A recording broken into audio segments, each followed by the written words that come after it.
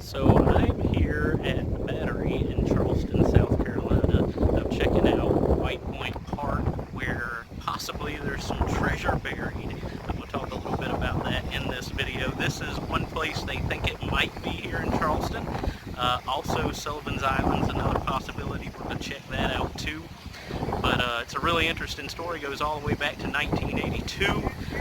Over 35 years, nobody's been able to figure this thing out. So maybe one day somebody will. I hope so. Before we look at White Point Park, let's take a ride over to Sullivan's Island, which means we'll have to cross the Cooper River Bridge here. And let me explain a little bit of background on this story. Back in 1982, a man named Byron Priest decided that it would be a lot of fun to publish a book called The Secret, A Treasure Hunt. And what he had done is he went around the country, he buried a treasure, it's called a casque, and he had a key in it. That key could be redeemed for a jewel from him. He buried 12 of these all over the country, and then he published his book, The Secret. In the book, there's 12 poems or verses, and there's also 12 paintings, and the goal was to match these up and figure out which one goes with which, and take clues from both to find treasure.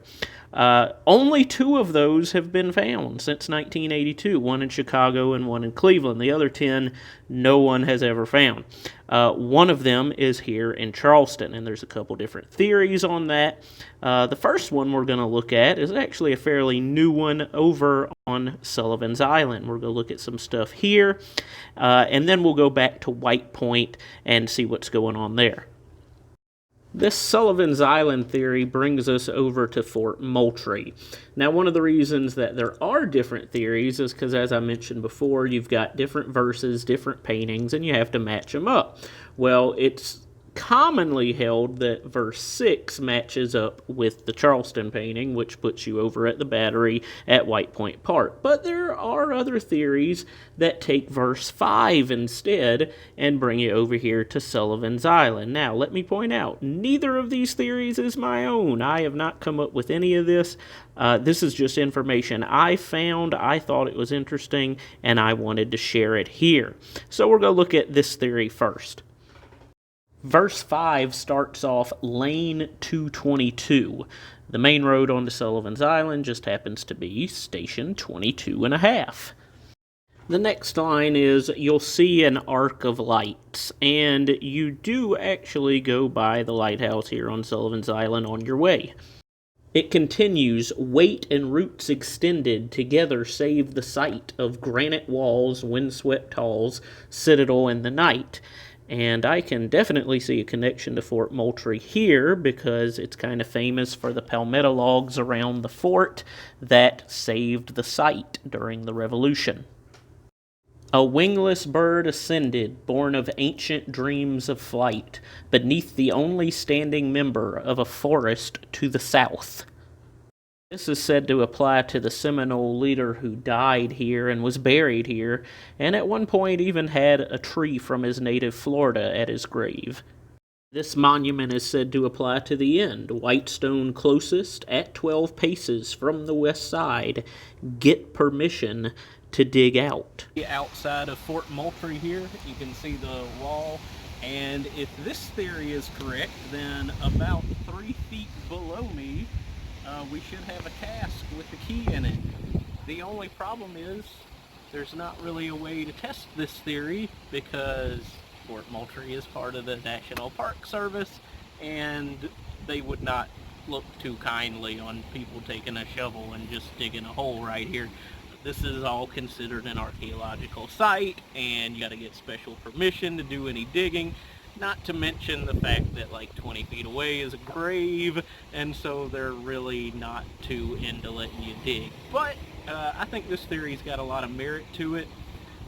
It would be really nice to know. Maybe one day we'll find out. I hope the National Park Service will kind of do a little experiment and see if there's something here, and maybe put an end to this mystery. We'll see. Now we'll head back over to Charleston to White Point Park and hear the more commonly accepted verse 6 theory. Of all the romance retold, men of tales and tunes, cruel and bold, seen here by eyes of old. Stand and listen to the birds, hear the cool, clear song of water, hearken to the words. Freedom at the birth of a century, or May 1913, Edwin and Edwina named after him, or on the 8th the scene where law defended. Between two arms extended, below the bar that binds, beside the long palm shadow, embedded in the sand, waits the fair remuneration, White House close at hand. This one's a little harder to follow, but there are some definite connections to Charleston in it. The big one is May 1913, which brings us to the USS Maine Monument. So this is the former location of the USS Maine Monument that they had here at the Battery. It was replaced in 2007 with this one for Moultrie.